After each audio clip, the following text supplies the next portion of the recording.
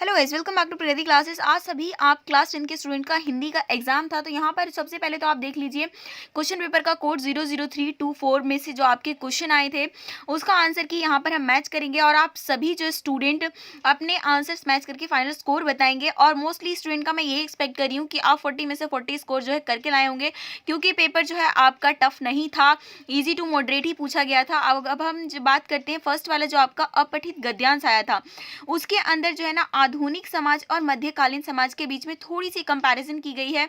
इसके अलावा इन्होंने ये भी कहा कि भारत समाज जो आधुनिकता से बहुत दूर है और भारत के लोग अपने आप को आधुनिक बनाने की कोशिश भी नहीं कर रहे हैं। इसके अलावा इन्होंने जो है आधुनिकता के गुण जो है यहाँ पे बताए हैं। साथ में यहाँ पर ये बताया कि बंद समाज में क्या क्या चीजें होती हैं और आधुनिक समाज में क्या क्या चीजें होती हैं। तो इसको लेकर जो है मतलब थोड़ा सा डीप सा आया था पढ़ने के लिए, लेकिन फिर भी एक दो बार पढ़ने के बाद सारी चीजें जो क्लियर हो पा रही हैं। तो अब देखिए जिन स्टूडेंट ने इस वाले पैसेज को अटेम्प्ट किया होगा तो क्वेश्चन देखिए इस तरीके से था, गद्यांश के आधार पर सही तथ्य को चुनिए। तो इसमें तो साफ साफ ये लाइन जो है लिखी हुई थी कि आधुनिक समाज जो मुक्त और मध्यकालीन समाज बंद होता है। इसमें तो कोई डाउट ही नहीं है, एकदम पैसे से डायरेक्ट आंसर लिखना था। फर्स्ट क्वेश्चन का सी हमारा करेक्ट था। सेकंड क्वेश्चन में था शाश्वत मूल्यों में कौन कौन सी चीजें शामिल है।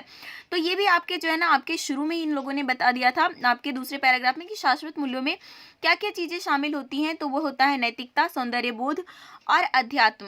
ठीक है, अब उसके बाद क्वेश्चन नंबर जो थर्ड था, विद्वानों और चिंतकों ने किस बात के ऊपर चिंता व्यक्त की है।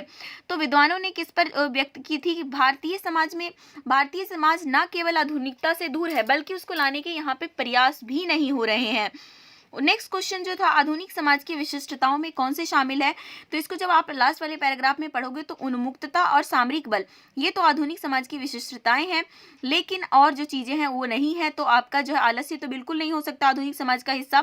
तो आपका जो है आपका डी ऑप्शन यहाँ पर करेक्ट था। नेक्स्ट है, एक बंद समाज की विशेषताओं में किसे नहीं रखा गया है। तो बंद समाज में ये तीनों बातें की गई थी, लेकिन ये तो था ये बंद समाज का नहीं बल्कि आधुनिक समाज के गुण थे और बंद समाज को मध्यकालीन समाज बोला गया था। तो आपका पांचवें क्वेश्चन का सी ऑप्शन करेक्ट था। और उसके अलावा इसके जो ऑप्शन में थे तो वो बंगाल की धरती का था कि मतलब जब बंगाल डिवाइड नहीं हुआ था तो यहाँ पे क्या क्या चीजें बहुत ही सौंदर्य थी एंड ऑल। इसको लेकर जो है बहुत ही बेहतरीन जो है ये आपका पैसेज था। उसके बाद क्वेश्चन पूछे गए थे, किसी संवेदनशील मन को अपूर्व आनंद से भर देते हैं नदियों, नहरों और खेतों के चित्र।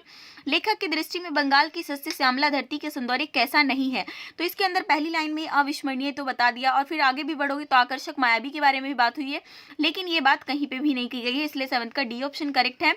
नेक्स्ट क्वेश्चन में पूछा हुआ था, इसमें से कौन सा जो युग्म है वो गद्यांश के आधार पर सही है। तो समुद्र तट को जो रेतीले की कही गई है उसमें। और उसके बाद अगला क्वेश्चन आपसे ये पूछा हुआ था असर्शन रीजन के अंदर कि इस धरती युगों ने महान लेखकों, कवियों और कलाकारों को प्रेरित करती रही। ये बात भी सही है और ये धरती युगों से प्राकृतिक छटाओं से भरपूर है। दोनों कथन जो है सत्य है, इसलिए आपका 9th क्वेश्चन का बी ऑप्शन करेक्ट है। 10th क्वेश्चन में पूछा हुआ था इसका आपको केंद्रीय बिंदु बताना है। तो इसमें यही था, अविभाजित बंगाल की धरती का कैसा सौंदर्य था। बी ऑप्शन बिल्कुल करेक्ट है। नेक्स्ट जो है आपका ये जो काव्यांश आए थे तो इसमें गोरे और काले के ऊपर जो हमारा समाज भेदभाव करता है उसको लेकर जो है ये काव्यांश था। और क्वेश्चन में आगे चलते हैं तो काव्यांश में मुख्य रूप से किस समस्या का उल्लेख किया गया, रंगभेद को लेकर। कवि के अनुसार जीवन व्यर्थ कब हो जाता है, जब प्रेम ना हो। उज्जवल सफेदी पर गर्व क्या है, मिथ्या, छल और अभिमान है। ठीक है, तो उसके बाद कवि कहता है कि रंगों का राजा तो है रंग भीतर वाला। तो भीतर वाले रंग का क्या मतलब है, आंतरिक गुण और जो इंसान का स्वभाव होता है। गोरे और काले वर्ण के लिए प्रकृति ने कौन सा प्रतीक दिया, धरती ने गोरे के लिए और आसमान ने काले के लिए दिया है। तो बी ऑप्शन बिल्कुल करेक्ट था। उसके बाद यहाँ पर जो ऑप्शन में काव्यांश था उसके अंदर जो है ना आपका मतलब एक घर के बारे में है कि मतलब कोई इंसान जो अपने घर को छोड़कर चला गया है फिर वापस आया है तो अपने घर के जो है सिचुएशन को एक्सप्लेन कर रहा है, तो उसको लेकर काव्यांश था। तो अभी ये देखिए क्वेश्चन में 16 जो है, घर में किस प्रकार की गंध पसरी हुई थी, निर्जनता और बंद हवा की। ठीक है, अब पोटली में बंधे चनों के अंकुरित होने का क्या अर्थ है, उर्वरता और नवजीवन का। मकान जड़ और एक स्थान पर स्थिर होने के बाद भी कवि की यात्राओं में गतिशीलता में सहयात्री है, तट की तरह स्थिर पर गतियों से भरा। काव्यांश की शैली कैसी है, चित्रात्मक है।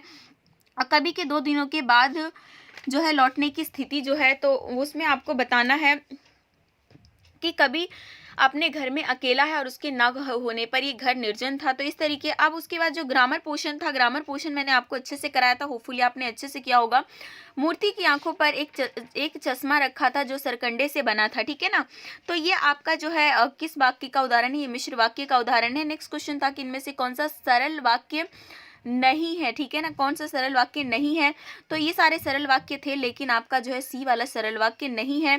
बाल गोविंद भगत खेतों में रोपाई कर रहे थे, तो आपको बताना है कि रेखांकित जो शब्द है वहां पर कौन सा आश्रित उपवाक्य यूज हो रहा है। तो यहाँ पर क्रिया विशेषण आश्रित उपवाक्य का यूज हुआ है। नेक्स्ट क्वेश्चन, क्वेश्चन नंबर 24 है, जिसके अंदर जो है आपको संयुक्त वाक्य में चेंज करना है कि उन्होंने विश्व भर में प्रसिद्ध हिंदी अंग्रेजी शब्दकोश तैयार किया, ठीक है ना।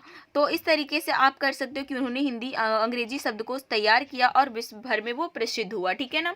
तो इस तरीके से हो सकता है आपका किस में चेंज करना था, क्योंकि संयुक्त वाक्य में। ओके, अब नेक्स्ट क्वेश्चन है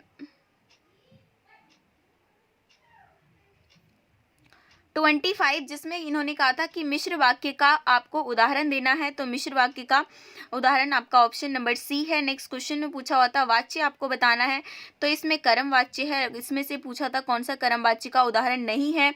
तो ये कर्म वाच्य का उदाहरण नहीं है। इसको कृत वाच्य में जब हम बदलेंगे तो आपका जो है सी वाला ऑप्शन बिल्कुल करेक्ट होगा। क्वेश्चन नंबर 20 जो 9 था वो कृतवाच्य का उदाहरण देना था, तो 29 का आपका डी है। 30 क्वेश्चन में जो आपसे पूछा गया था कि भाव अब राधा अब उठ बैठ सकती है, तो राधा से अब उठा बैठा जाता है, भाव बच्चे में हम हमारा चेंज हो जाएगा। और नेक्स्ट क्वेश्चन जो है क्वेश्चन नंबर 31 जो है कि जो आपसे पूछा हुआ था पद संबंधी कि इनमें से कहाँ पर अकर्मक क्रिया का प्रयोग हुआ है। तो ऑप्शन नंबर सी है, यह मेरा पसीदा। अब देखिए ये मैंने आपको कराया ही था, ये आपका सर्वनामिक विशेषण का उदाहरण है। नेक्स्ट क्वेश्चन है विस्मयादि बोधक और शोक सूचक जो है दिख रहा है कि क्या सोचा था और क्या हो गया। मन की कोमलता अक्सर चोट खा जाती है, तो ये जो है भाववाचक संज्ञा को दिखा रहा है। बाकी स्त्रीलिंग एकवचन कर्म कारक तो है ही। घर के साथ ही एक बगीचा होता था, ये आपका संबंध बोधक अव्यय है। 35वें का ए हो जाएगा। 36वें का आपका जो है ये बी ऑप्शन करेक्ट होगा। 37 का आपका सी ऑप्शन करेक्ट होगा। 38 का जो है गाइज आपका बी ऑप्शन करेक्ट होगा और 39 का डी वाला ऑप्शन करेक्ट है। क्वेश्चन नंबर 40 का जो है उसमें आपका ए ऑप्शन करेक्ट है। और नेक्स्ट जो है आपसे पूछा हुआ था ये 41 क्वेश्चन, जिसमें आप पढ़ के भी खैर आंसर निकाल सकते थे। ए ऑप्शन, 42 का डी ऑप्शन, 43 का सी ऑप्शन, उसके बाद 44 का बी ऑप्शन जो है बिल्कुल करेक्ट है। और आगे चलते हैं 45 में, तो उसका डी ऑप्शन करेक्ट है। और 46 के अंदर ऑप्शन नंबर जो है बी करेक्ट है। 47 के अंदर सी करेक्ट है। ये सारे क्वेश्चंस मैंने ऑलरेडी आपको कराए हुए थे। 48 का जो है सी ऑप्शन करेक्ट है। और उसके बाद आगे चलते हैं 49 में, तो 49 का ऑप्शन नंबर ए करेक्ट है। 50 का बी करेक्ट है। और 51 को जो है डी करेक्ट है। 52 का आपका बी करेक्ट है। 53 का आपका बी करेक्ट है। और उसके बाद जो है अब ये आपका 54 का डी क्वेश्चन करेक्ट है। तो यही सारे क्वेश्चन थे गाइज। अब आपको क्या करना है, अपने मार्क्स जो है आपको कमेंट बॉक्स में लिखना है। एक दो अगर कोई ऊपर नीचे हो गया हुआ, क्योंकि जल्दी जल्दी में आपके जो क्वेश्चन पेपर सॉल्व हुए हैं, तो उसको आप कमेंट बॉक्स में ज़रूर लिख दीजिएगा। और बाकी आप अपने अब नेक्स्ट एग्जाम की तैयारी में लग जाइए। अब आपका एक ही एग्जाम बचा हुआ है, तो उसके लिए ऑल दी वेरी बेस्ट।